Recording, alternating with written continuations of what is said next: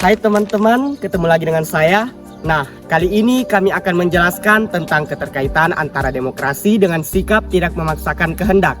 Dalam pendapat para ulama atau cendekiawan muslim tentang demokrasi ini terbagi menjadi dua pandangan.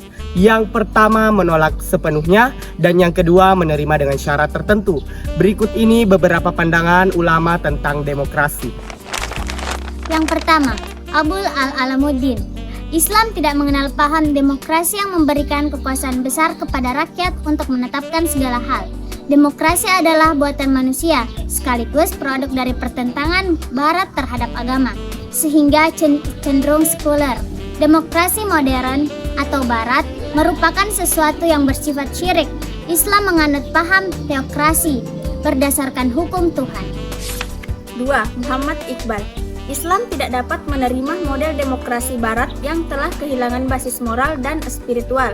Muhammad Iqbal menawarkan sebuah konsep demokrasi spiritual yang dilandasi oleh etik dan moral ketuhanan, yaitu 1. Tauhid sebagai landasan asasi, yang kedua, kepatuhan pada hukum, yang ketiga, toleransi sesama warga, yang keempat, tidak dibatasi wilayah, ras, dan warna kulit.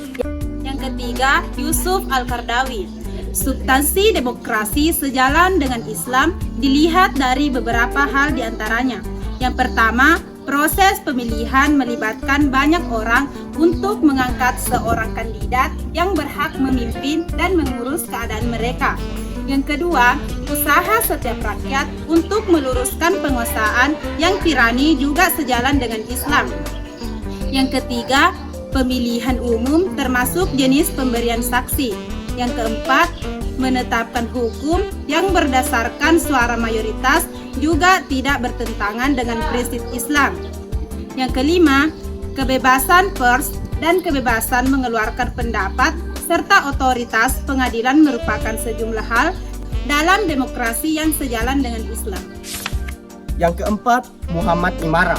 Islam tidak menerima demokrasi secara mutlak dan juga tidak menolaknya secara mutlak kekuasaan legislatif atau membuat dan menetapkan hukum secara mutlak berada di tangan rakyat. Dalam sistem Surya atau Islam, kekuasaan tersebut merupakan wewenang Allah Subhanahu wa Ta'ala sebagai pemegang kekuasaan hukum tertinggi. Itulah tadi penjelasan kami tentang keterkaitan antara demokrasi dengan sikap tidak memaksakan kehendak. Mohon maaf jika ada kesalahan kata. Wabillahi taufiq wal hidayah. Wassalamualaikum warahmatullahi wabarakatuh.